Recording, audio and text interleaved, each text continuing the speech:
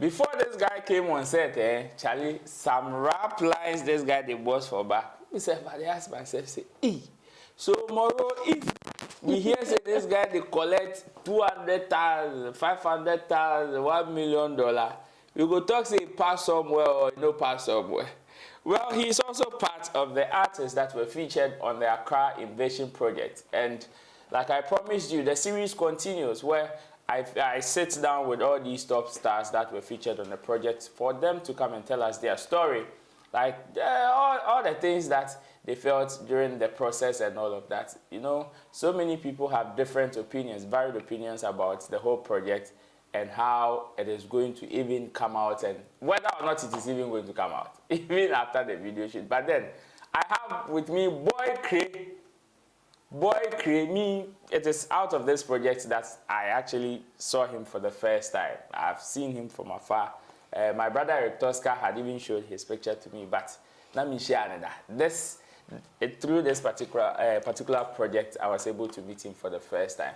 Big man, welcome. Well, so. Charlie, Thank you. we went to La and I saw this. We just got a few superstars. He they come like 10 killer boys. He they come like 10 killer boys. It be their job. It be their job. Charlie, how's music life, man? It's been tough, you know, before this project. Yeah, things were tough, but after the project, I think there's been some improvement. Yeah. Hey, so soon? Yeah, because, you know, a brand like Shatta, being on a project with Shatta is going to put you out there. Yeah, it's going to bring some light on you. Yeah. It's been tough. Run me through some of the challenges that you were going through, like you've been facing. As you said, it's been tough. No? What Honestly, are some of them? I don't know, 4 or 5 months ago, I was thinking of quitting music. Ish. Yeah. How? Honestly, because things were tough. Even before the project, I was in an interview. I was being interviewed for a job, a security job. Honestly, yeah, yeah. It was that tough, and I was there when the call came through. Like I was hearing my phone ringing, but I didn't pay attention because I was in an interview. So I later went out.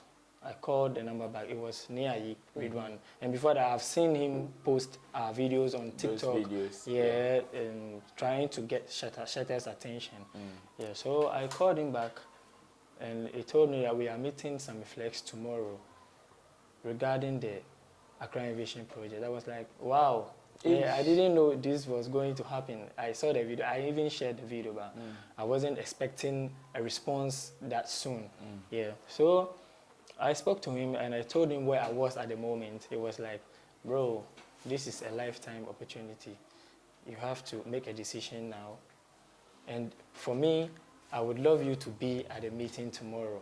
So I spoke to the interviewer that said, this is what's happening. Can I go and then come back for the interview or come back for the job? It was like, nah, I have to choose between the music and the security job. The security job. Hey. Bro, so honestly, I was having like double thoughts.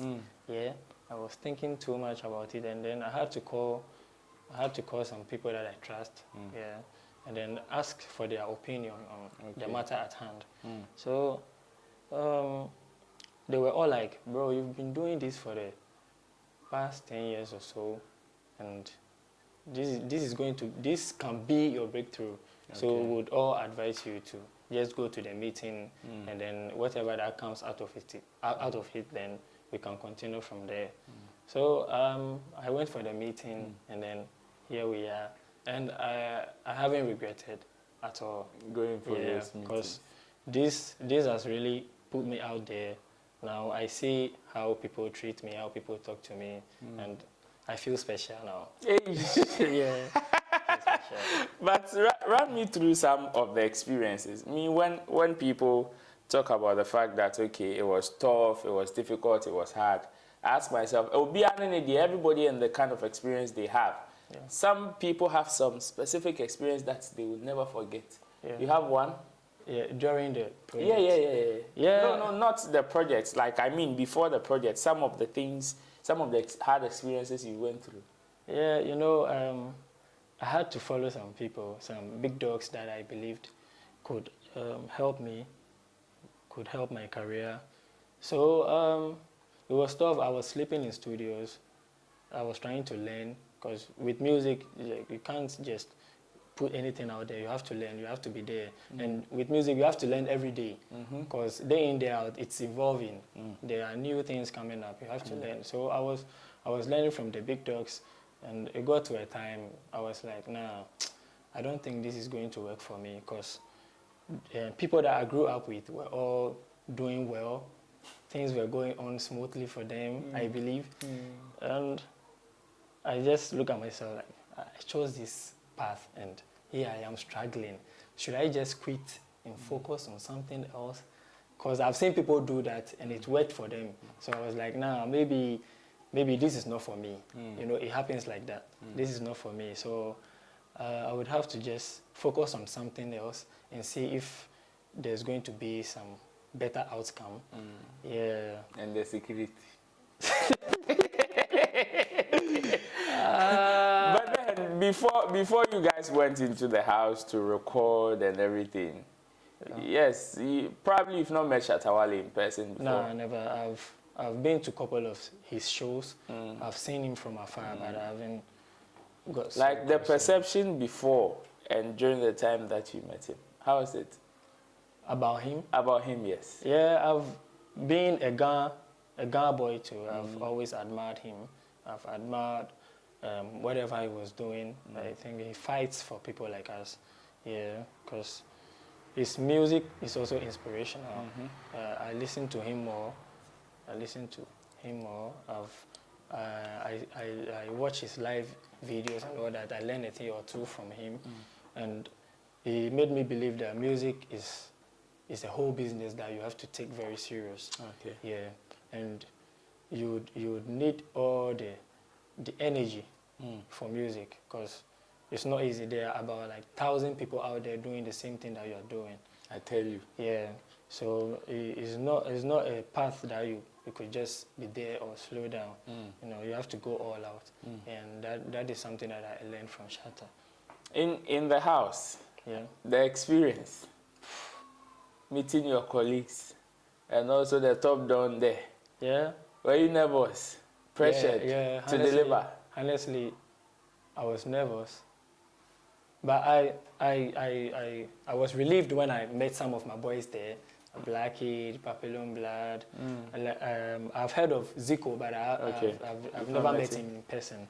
Yeah, so I was a bit relieved when I saw them. And then we were there, and then Brad Sami was like, the beat is going to be played. You have to write something before Donny comes in.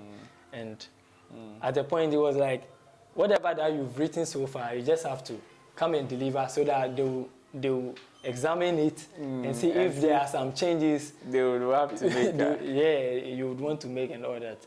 So, honestly, I was confused as to what to write. I didn't know what to do. Like, this is Shatta Wale. How are you going to impress him? Because this man has done everything. Like, he can sing, he can rap, he can raga. Yeah, so what will I even do to impress him? So I got nervous. I didn't know what to write. I was just there, and then at the last minute, I prayed to God that, God, you brought me here for a reason, and this is it. This is the time. Just give me the best lines you can ever provide for me. So after the prayer, then I had some thoughts. I had some ideas. And then I started writing, I write and then delete, I write and then delete. And then I concluded on the verse that I put out there. And Donny liked it because I saw his reaction when I started recording. When he started posting. That alone was huge. I felt good about everything. And then, yeah. But during the process, I mean, for you, your verse, after I will tell you something about it, but give me some few lines on the verse that you delivered on the project. Do you remember? Yeah, I do. Hit me up, let me see. I'm a Jomaji, the boy in of make, I'm the boy in of conquer. Oh. When they say you them make and they spite you and fight you like taekwondo. Taekwondo, Me I know say I be bad and soon I go fly like drone. Naughty boy come on me I can soon I go blow work by a fool. Inko banyani obexi, we stay blessed, mokonyeni ye kasi. Adumashi o fede de beshi, abo min kembala mami fenchi ya me fame nami. Kote bokan, kote yanai wonpe. Obu mokra, what you they talk for there? Sister Moson, ona ke bon aboye. When they see me for stage, they want to tear my shirt. Charlie. You see, like on the sit down, sometimes I want you guys to be busting the lines, but you know the project is not officially out yet. So that's why sometimes I would want us to hold it down a bit. But the words, your choice of words and the kind of things you were saying, yes, some of them are in Ga, so definitely if some people don't understand Ga, they may need somebody to translate it for them. But to me, I felt that connection. Like naughty boy, that's deep. Yeah, very deep. That's deep, and now I am able to connect to the earlier story that you told me that okay, you were about quitting. Yeah, sure. I now connect to the fact that okay, this is where that particular verse or those lines were coming from. Yeah. But after, now you've delivered your lines. Yeah. Everybody was happy in the studios, like after the recording. The video shoot.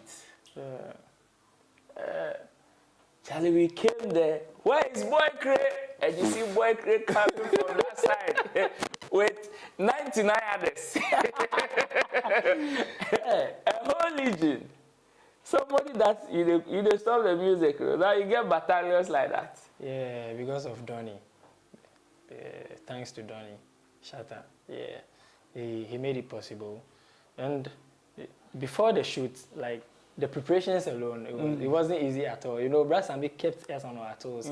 Before I was like, the pressure is too much, but he taught us discipline. Okay. Yeah, it was a good thing, because you know if things had gone smoothly for us, we wouldn't have taken this seriously. Yeah, so shout outs to Brass and me. Yeah. Before we enter into the video shoot proper, let's come back to the house. Getting close to Shatta, getting close to Wandon and the other colleagues in the house during the process. What are some of the things that you learned that you say, okay, yes, I'm a musician.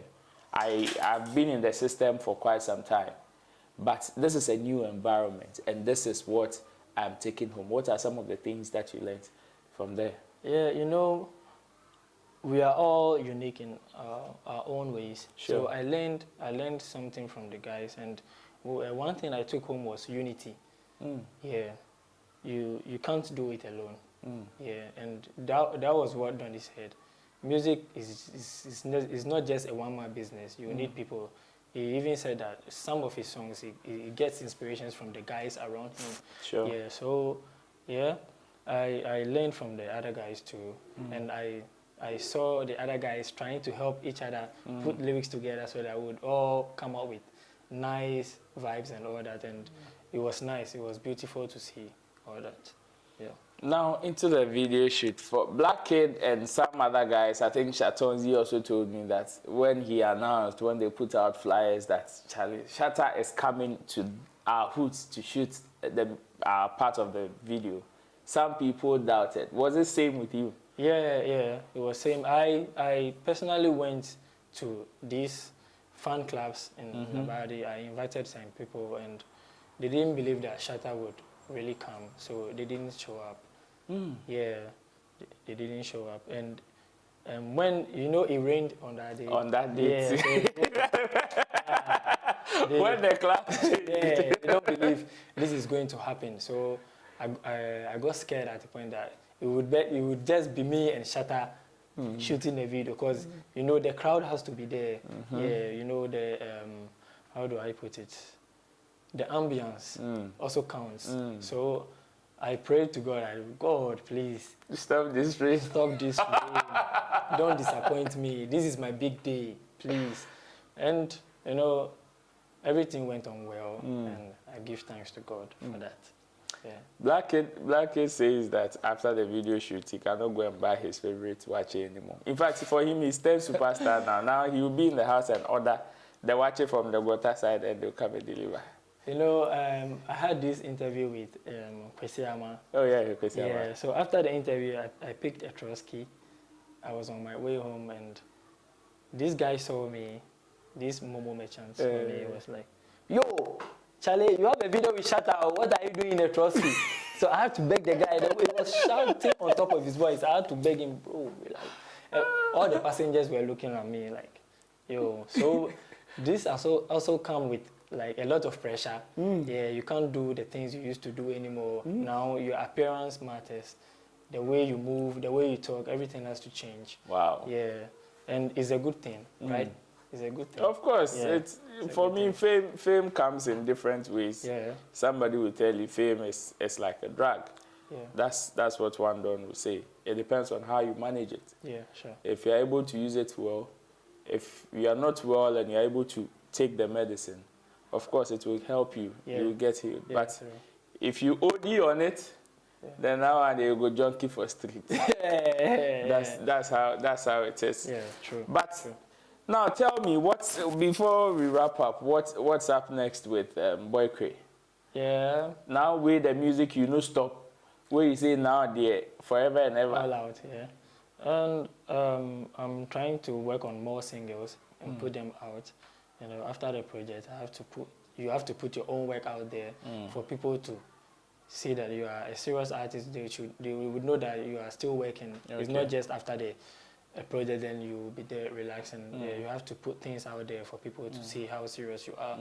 Yeah, so I'm working on singles, and I don't think I can work on an album now because, you know, our people don't really stream albums in Ghana here. Even the big artists find problems with that. So I'll just put singles out there, and then when I have enough numbers, then I would know that I can put an album or an EP out there. But do you think this particular project or the whole conversation around you being part of the AIP has affected your numbers on social? Yeah, it has. It has. How? Yeah. You know, when I post videos, I see the reactions, I see how many shares I get on all that. Yeah, and my on TikTok, my followers were very, very down. The numbers were down, but now I think it's climbing. It's climbing. Eesh. It's climbing. Yeah. And I'm expecting big numbers after the project. Yeah, because you know when people see you in the video and all that, they would like to go into your socials and all that to check you out and all that. So I think it's going to help my numbers too. Yeah. There are some musicians that are known as singers. Some are known as rappers. Yes, even though now we know lately some people have been crossing carpets. Yeah. Where do you stand? And what genre of music do you do? I started off as a hardcore gun rapper. Yeah, I was a hardcore gun rapper. But now I do more of the singing, you know. Yeah, but I can rap too. I can still rap. You know, it's there, it's with me. So I can decide to do a rap song now. I can decide to do singing on another song. I can do both on one song. Yeah, so that is what I'm capable of. Black Kid said he's penned some emotional letter to Tiny, where he's about to release very soon.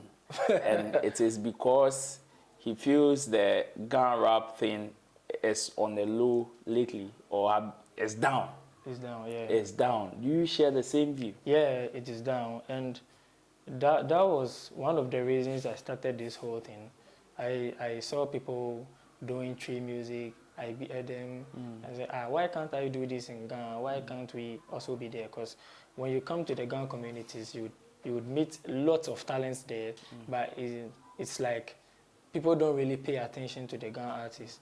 But when you come, like when you get deep inside the Ghana communities, you would meet huge talents, and that is what we are planning to do.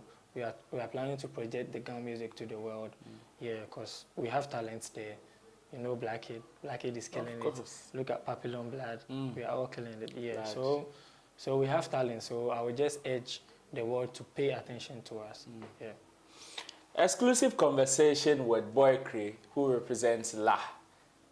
Should I say Labadi? The Labadi. Labadi, they will get problem. I will get problem. Yeah. Yes, La, who represents La. And when I say they represent these communities, it is not only that specific community, but these are Ghanaian musicians, and they will represent Ghana even on the international market. Anywhere you would want to place them, these are the people that I present to you, especially the ones featured on the Accra Inversion project. This is an exclusive conversation with my man, Boy Cray. Well, any final words to the people before we wrap up? Yeah, I would just urge the viewers to promote this project when it comes out, because it is going to help our brands. Yeah, and I have more singles coming out, and I'll urge them to follow me on all my socials at Boy Cray Season everywhere, on DSPs everywhere at Boy Cray Season. Yeah. Big shout outs to Max Noword, who held me down with this particular conversation. Like I said in other episodes, your video shoot, your photo shoot and everything, they are the #1 plug here in Accra. Link them up and they will definitely sort you out. My name is Roland Amate. Thanks for tuning in. Don't forget to subscribe.